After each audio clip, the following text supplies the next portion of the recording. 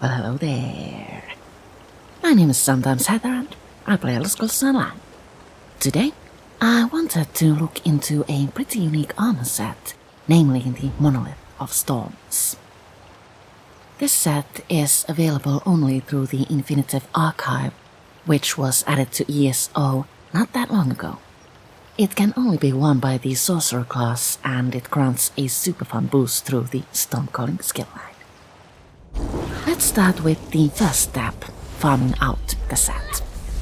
One might assume that all bosses in the Infinite Archive drop pieces to these curious class sets, but that is not the case. Only Thoats and Marauders drop them. You'll need to kill many enemies to reach the very first set piece, and if you'd like to get all of them, well, make sure you have a lot of time. To make things a bit more challenging, class set pieces drop in all weights. I can't even count how many Thoats you need to kill to collect all the pieces. Luckily, there is an easier way. Violent Azure is happy to sell you either curated or unidentified pieces to all class sets. From curated coffers, you get a set piece that you have not yet collected. In unidentified containers, you can find anything, a piece you already have, a piece you most def didn't want, or the piece you were hoping for. Violent Azure only takes archival fortunes in exchange, but those aren't impossible to collect.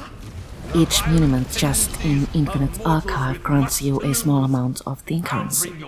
You'll get one upon completing a cycle, arc, or side puzzle. Completing the daily Killing of Thoat quest also grants an amount of archival fortunes. The Monolith of Storms adds to critical chance and weapon and spell damage.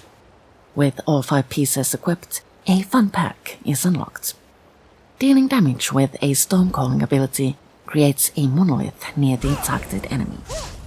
You can have 3 of these, and they pop up once per second. These monoliths link to each other to deal a set amount of shock damage to enemies between and near them every 2 seconds. The monoliths linger for 10 seconds at a time, and the amount of damage they do is scaled off your weapon and spell damage. Looks like fun, right? I've been wanting to test this set out for quite a long time, but farming it out proved to be a real challenge for my persistence. Now I have enough pieces and can start testing. My first instinct was to pair this with War Maiden, an overland set that drops from Vardenfell. As War Maiden gives a boost to weapon and spell damage, I figured it might be a good choice.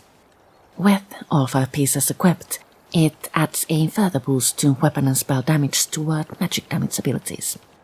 I am partial to believing that the shock damage from Monolith of Storms is magic damage and therefore is boosted by War Maiden, but with ESO sets, one can never be certain. I would also like to test Monolith of Storms with Nature's Touch. This is a light armor set that drops from Darkshade Caverns. Nature's Touch adds to critical chance, maximum magicka, and weapon and spell damage. With 5 pieces equipped, shock damage abilities get a further boost to weapon and spell damage. This might work well with the Sorcerer Class Set. I'll need to go dig it up and try. Another inviting option is Elemental Succession, which drops from Maelstrom Arena. This light armor set adds to maximum magicka and weapon and spell damage. With 5 pieces equipped, a fickle, unpredictable pack is unlocked. When you deal flame, shock, or frost damage, you gain a boost to weapon and spell damage in flame, shock, or frost damage abilities. The effects are randomized, so you can never be certain what you'll get. This might not be the best choice, but testing is always entertaining. The latest group dungeons brought to us another option to pair with Monolith of Storms. Stormcursed Revenge drops from Shipwright's Regret. It adds to maximum magicka, weapon and spell damage, and offensive penetration. With 5 pieces equipped, a shock-related perk becomes available.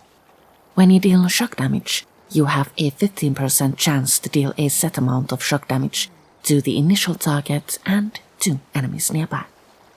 This might mean that whenever the monoliths shock enemies, others also take damage. Sounds like a lot of fun. I'll make my choice between War Maiden, Nature's Touch and Storm Cursed Revenge when rebuilding Lilyanne. But the dilemma of a monster set remains. I couldn't find a monster set, an arena set, or even a mythic item that directly boosts shock damage. There are a couple of shock damage related items, such as Illumbris and Stormfest, and perhaps using Vateshran Hollow's weapons might be an option. I think I'll go with a monster set that adds to weapon and spell damage when giving Lilyanne a build over. Narianeth, perhaps.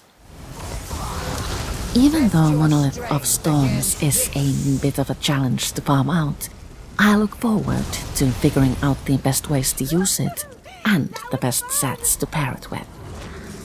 Lilyanne is my Magicka Storm Sorc, Stage 4 Vampire of course, and the first test subject for this set.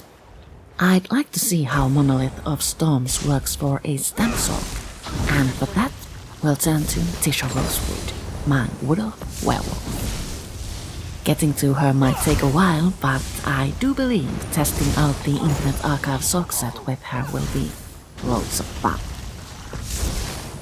Next week, I'll try to show you a dungeon run, or maybe an Infinite Archive run, and the week after that, I'll share what I ended up doing with Lilyanne here. Thank you so much for watching, and I'll see you all later. Ta! Re-establishing all functions.